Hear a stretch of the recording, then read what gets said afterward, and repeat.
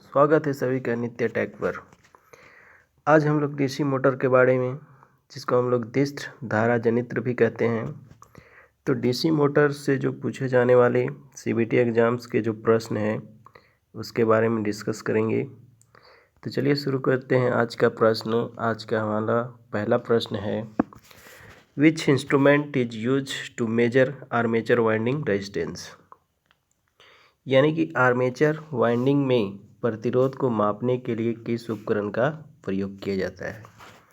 पहला ऑप्शन बोल रहा है megger, multimeter, series type ohmmeter, kelvin bridge.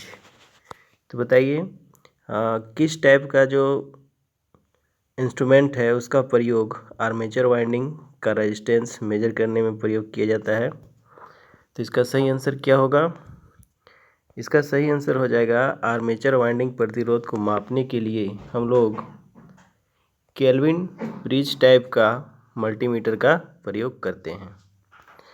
चलिए अगला क्वेश्चन है, which instrument is use to test armature winding for short and open circuit.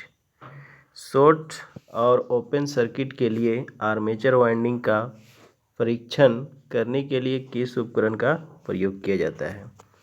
पहला बोलता है tong tester, internal growler, external growler, digital multimeter. तो बताइए किस टाइप का किस टाइप का इंस्ट्रूमेंट का यूज है ना टू टेस्ट आर्मेचर वाइंडिंग, यानी कि आर्मेचर वाइंडिंग का जो शॉर्ट सर्किट और ओपन सर्किट का जो टेस्ट होता है उस टेस्ट को करने के लिए हम लोग उसका प्रयोग करते हैं। तो पहला ऑप्शन में बोल रहा है tong tester, internal growler, external growler और डिजिटल मल्टीमीटर। तो इसका सही आंसर क्या हो जाएगा? इसका सही आंसर होगा सी नंबर। ठीक है, इसका सही आंसर हो जाएगा सी नंबर, यानी कि एक्सटर्नल ग्राउलर का प्रयोग किया जाता है। नेक्स्ट क्वेश्चन है, what is the name of the speed control method of DC motor. यहाँ पे फिगर जो दिखाया जा रहा है, इस फिगर में बताना है कि ये किस टाइप का डीसी गति नियंत्रण विधि का फिगर बना हुआ है। तो यहाँ पर देखिए एक वेरिएबल रेजिस्टेंस लगा हुआ है, एक आर्मेचर है और यहाँ पे एक फील्ड है, उसको डीसी सप्लाई के साथ जोड़ दिया गया है। तो बताइए डीसी मोटर का किस टाइप का ये गति नियंत्रण का फिगर को दिखाया जा रहा है। ऑप्शन ए में बोलता है फील्ड डाइवर्टर मेथड है ना, बी में है फील्ड टैपिंग मेथड, सी में है voltage control method and D में है आर्मेचर डाइवर्टर मेथड। तो ये किस टाइप का मेथड को दिखा रहा है? ये जो मेथड है वो हो जाएगा डी नंबर, यानी कि आर्मेचर डाइवर्टर मेथड। यहाँ पर ये जो आर्मेचर लगा हुआ है, आर्मेचर के पैरेलल में एक वेरिएबल रेजिस्टेंस लगाया गया है जो आर्मेचर के करंट को डाइवर्ट कर रहा है, बदल रहा है। ठीक है, चलिए अगला क्वेश्चन है, which winding wire is used for DC field coil. यानी कि डीसी जो फील्ड कॉइल के लिए किस वाइंडिंग तार का प्रयोग किया जाता है। मतलब फील्ड वाइंडिंग में किस वायर का प्रयोग करते हैं हम लोग। Super enamelled copper wire, single silk covered wire, C में है double silk covered copper wire and D में है PVC covered copper winding wire. तो बताइए कि डीसी का जो फील्ड कॉइल होता है उसमें किस तरह का तार का प्रयोग किया जाता है। तो किस तरह का तार का प्रयोग किया जाता है? तो याद रखिएगा फील्ड वाइंडिंग में हमेशा सुपर एनामेल्ड कॉपर वायर का प्रयोग करते हैं। तो सही आंसर क्या हो जाएगा? ए नंबर, यानी कि सुपर एनामेल्ड कॉपर वायर। चलिए नेक्स्ट क्वेश्चन है, which formula is use to calculate speed of DC motor. यानी कि डीसी मोटर की गति को है ना उसका गणना करने के लिए, गति निकालने के लिए किस सूत्र का प्रयोग करते हैं। यानी कि इसमें पूछ रहा है कि गति का, यानी कि डीसी मोटर का गति का सूत्र क्या होगा। पहला में बोलता है एन बराबर ई बी बाई 5, बी में है एन बराबर 5 बाई ई बी, सी में है एन बराबर ई बी इंटू 5/120, डी में है n बराबर EV इंटू 5/60। ठीक है, तो गति निकालने का इसका सही फार्मूला क्या हो जाएगा? इसका सही फार्मूला हो जाएगा n बराबर EV यानी कि बैक EMF बटा फाई यानी कि फ्लक्स डेंसिटी। यानी कि किसी भी जो DC मोटर है उसका जो स्पीड है किस पे डिपेंड करेगा? उसका जो बैक EMF है और जो फ्लक्स डेंसिटी है, ठीक है, उस पर डिपेंड करता है। यानी कि इस सूत्र से क्या प्राप्त हुआ हमको? जो बैक EMF जो होता है किसी भी मोटर का, वो स्पीड के समानुपाती और जो फ्लक्स डेंसिटी जो होगा यानी कि फाई जो होगा उसका व्युत्क्रमानुपाती होता है। ठीक है, चलिए अगला क्वेश्चन है, how many parallel path in duplex lap winding in armature of 4 pole DC motor. यानी कि बोल रहा है कि एक 4 पोल का DC मोटर है तो उसके आर्मेचर में डुप्लेक्स लैप वाइंडिंग में कितने समानांतर पथ होंगे, कितने रास्ते होंगे? ठीक है, तो बताइए कितने रास्ते होंगे? पहला ऑप्शन बोल रहा है 2, दूसरा में है 4, तीसरा में है 6 और डी में है 8। ठीक है, तो याद रखिएगा पैरेलल पथ डुप्लेक्स वाइंडिंग में, ठीक है, हमेशा 2 रास्ते होते हैं। तो इसका सही आंसर क्या हो जाएगा? ए नंबर, यानी कि 2 रास्ते होते हैं। चलिए अगला क्वेश्चन है, which rule determine the direction of rotation of armature in DC motor. यानी कि DC मोटर में आर्मेचर के घूमने की दिशा का जो नियम होता है किस नियम पर आधारित होता है उसको बताना है। Fleming right hand grip rule, right hand palm rule, Fleming left hand rule and Fleming right hand rule. तो किस नियम के आधार से हम लोग DC मोटर में जो आर्मेचर होता है उसका घूमने का जो दिशा होता है उसको निकालते हैं? तो इसका सही आंसर क्या होगा? इसका सही आंसर हो जाएगा सी नंबर, यानी कि फ्लेमिंग लेफ्ट हैंड रूल। यानी कि फ्लेमिंग के बाएं हाथ के नियम के अनुसार हम लोग क्या करते हैं? DC मोटर का जो आर्मेचर का घूमने का जो दिशा है उसको निर्धारित करते हैं, निकालते हैं। चलिए अगला क्वेश्चन बोल रहा है, what is the name of DC motor. यानी कि फिगर में एक DC मोटर दिखाया गया है तो बताना है कि यह जो DC मोटर है किस टाइप का DC मोटर है। पहला बोलता है DC shunt motor, DC series motor, DC differential compound motor and DC cumulative compound motor. तो यहाँ पे देखिए एक सीरीज फील्ड लगा हुआ है, एक आर्मेचर लगा हुआ है। तो गैस कीजिए कौन सा मोटर होगा? बहुत ही ईजी है, यहाँ पर एक सीरीज फील्ड लगा हुआ है, एक आर्मेचर है, तो कौन सा मोटर होगा? DC सीरीज या शंट, कौन सा मोटर हो जाएगा? यहाँ फील्ड लगा हुआ है, यानी कि फील्ड को देखिए कहाँ पे लगा हुआ है, ये पैरेलल में लगा हुआ है। ठीक है, यानी कि आर्मेचर के पैरेलल में लगा हुआ है तो कौन सा मोटर हो जाएगा? DC shunt motor. ठीक है, यही अगर सीरीज में लगा रहता तो DC सीरीज मोटर हो जाता है ना। चलिए नेक्स्ट क्वेश्चन है, which rule determine the direction of current in DC motor. DC motor में करेंट की दिशा किस नियम पर आधारित होती है? पहला बोलता है right hand rule grip rule, right hand palm rule, Fleming left hand rule and Fleming right hand rule. तो DC मोटर की गति की दिशा किस नियम से निकालते हैं? ये क्वेश्चन शायद पहले भी हो चुका है। ठीक है, ये जो होता है फ्लेमिंग के लेफ्ट हैंड रूल के नियम के अनुसार से हम लोग क्या करते हैं? निकालते हैं। ठीक है, लेफ्ट हैंड होगा, इसका सही आंसर हो जाएगा फ्लेमिंग राइट हैंड रूल। ठीक है, फ्लेमिंग के राइट हैंड रूल के आधार से हम लोग क्या करते हैं? DC मोटर का गति का निर्धारण करते हैं। चलिए अगला क्वेश्चन है, what is the formula to calculate current taken by DC shunt motor armature. यानी कि DC शंट मोटर आर्मेचर के द्वारा ली गई धारा की गणना का सूत्र क्या होता है? ए में बोल रहा है आर्मेचर करंट बराबर V by armature resistance, B में बोलता है आर्मेचर करंट बराबर बैक EMF बटा आर्मेचर रेजिस्टेंस, सी में है आर्मेचर करंट बराबर applied voltage minus back EMF बटा आर्मेचर रेजिस्टेंस, डी में है आर्मेचर करंट बराबर applied voltage plus back EMF बटा आर्मेचर रेजिस्टेंस। तो बताइए कि करंट का फॉर्मूला क्या होता है। डीसी शंट मोटर जो आर्मेचर द्वारा ली गई करंट यानी कि आर्मेचर करंट निकालना है, तो आर्मेचर करंट बराबर क्या हो जाएगा, इसका फॉर्मूला होगा आर्मेचर करंट बराबर V यानी कि applied voltage minus back EMF बटा आर्मेचर, ठीक है, रेजिस्टेंस। यानी कि इसका सही आंसर क्या हो जाएगा, सी नंबर।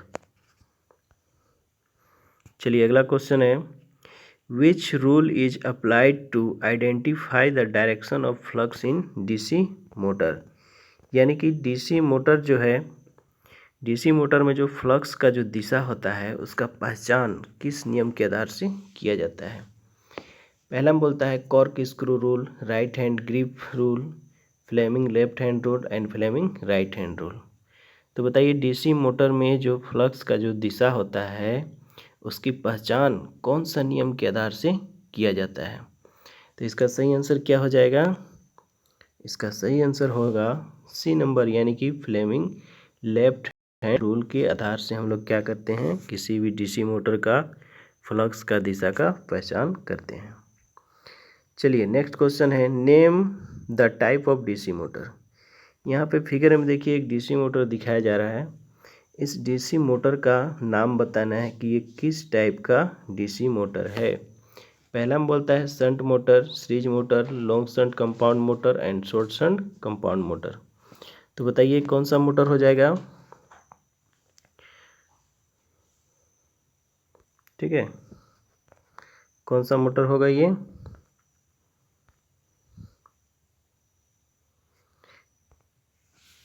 पहला में बोला है शंट मोटर, यानी कि शंट मोटर में क्या लगा हुआ रहता, एक सीरीज फील्ड रहता, सॉरी एक शंट फील्ड रहता, एक आर्मेचर रहता। तो ये ऑप्शन गलत हो जाएगा। बी में सीरीज मोटर, तो यहाँ सीरीज फील्ड और शंट फील्ड दोनों दिखाया जा रहा है, तो ये भी गलत है। सी में बोलता है लॉन्ग शंट कंपाउंड मोटर, ठीक है, तो लॉन्ग शंट नहीं है ये भी गलत हो गया। इसका सही आंसर क्या हो जाएगा, शॉर्ट शंट कंपाउंड मोटर, है ना। चलिए नेक्स्ट क्वेश्चन है, what is the formula to calculate back EMF in DC motor. यानी कि डीसी मोटर का जो बैक ईएमएफ होता है, बैक ईएमएफ निकालने का सही फार्मूला क्या होगा। तो सही फार्मूला क्या हो जाएगा इसका, याद रखिएगा बैक ईएमएफ बराबर क्या होता है, 5ZNP बटा 60 इंटू ए। तो सही आंसर इसका हो जाएगा सी नंबर। चलिए अगला क्वेश्चन है, what is the name of the equipment. यानी कि इस उपकरण का नाम बताना है, ठीक है, इस क्या चीज़ का उपकरण को दिखाया जा रहा है। तो पहला ऑप्शन बोलता है मेगर, ठीक है, पहला ऑप्शन क्या बोल रहा है, मेगर। तो ये मेगर है क्या, नहीं है। चलिए दूसरा ऑप्शन है अर्थ रेजिस्टेंस टेस्टर, तीसरा में है इंटरनल ग्राउलर, डी में है एक्सटर्नल ग्राउलर। तो इसका सही आंसर क्या हो जाएगा, ये जो चित्र दिखाया जा रहा है, ठीक है, ये जो चित्र दिखाया जा रहा है वो किसको शो कर रहा है, तो याद रखिएगा ये एक्सटर्नल ग्राउलर को इंडिकेट कर रहा है, ठीक है। चलिए अगला क्वेश्चन है, what is the name of winding if coil pitch is less than pole pitch. बताना है यदि कॉइल पिच जो है पोल पिच से कम हो तो वाइंडिंग का नाम बताइए, यानी कि क्या वाइंडिंग होगा, कौन सा वाइंडिंग होगा। ए ऑप्शन बोलता है फुल पिच वाइंडिंग, बी में हाफ पिच वाइंडिंग, सी में है long crowded winding and D में है शॉर्ट क्राउडेड वाइंडिंग। तो कौन सा वाइंडिंग होगा, ठीक है, इसका सही आंसर क्या हो जाएगा, इसका सही आंसर होगा डी नंबर यानी कि शॉर्ट क्राउडेड वाइंडिंग। तो शॉर्ट क्राउडेड वाइंडिंग में क्या होता है, जो कॉइल पिच होता है वो पोल पिच से कम होता है। चलिए नेक्स्ट क्वेश्चन है, what is the purpose of series register connected with holding coil in DC 4 point starter. यानी कि डीसी जो 4 पॉइंट स्टार्टर होता है, ठीक है, डीसी जो what is the purpose of series register connected with holding coil in DC 4 point starter. यानी कि 4 पॉइंट स्टार्टर में जो होल्डिंग कॉइल जो होती है उसमें जो जुड़े हुए जो सीरीज प्रतिरोध जो होती है, रेजिस्टेंस जो होती है, सीरीज में जो हम लोग रेजिस्टेंस जोड़ते हैं उसका क्या उद्देश्य है। पहला हम बोलता है limit the current in holding coil, increase the current in holding coil, increase the voltage in holding coil and decrease the voltage in holding coil. तो क्या चीज़ हो जाएगा, इसका सही आंसर हो जाएगा ए नंबर, यानी कि limit the current the holding coil, यानी कि होल्डिंग कुंडली जो होती है, कॉइल जो होती है, उसमें करंट जो होता है उसको सीमित करता है। ठीक है, चलिए अगला क्वेश्चन है, विच speed control method of DC series motor is used for electric train. ठीक है, जो डीसी सीरीज मोटर जो है किस गति नियंत्रण की विधि का उपयोग करके इलेक्ट्रिक जो ट्रेन होती है उसके लिए प्रयोग किया जाता है।